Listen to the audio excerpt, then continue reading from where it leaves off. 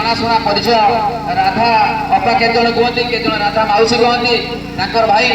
यही गाँव मनीष यही गाँव माटीर जे कि राजधानी दिल्ली में बहुत बड़ पदवी थाई अवसर ग्रहण कर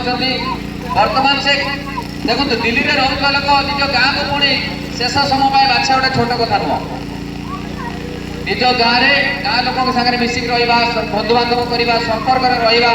गाँव उन्नति चेष्टा करवा ये आम नदी बंध जो रास्ता जीवा अनुपयोगी था सी आसिक कहला युवक मैंने मिसिक रास्ता को सफा सुतरा कले पाच तैयारी कले एवं काली मुझे भेटला बेले आम स्कूल जो मुगुपुर हाईस्कल जो बहुत उन्नति था तार दुष्ट परिस्थिति विषय में आलोचना करूँ एवं कौन कर कथा हूँ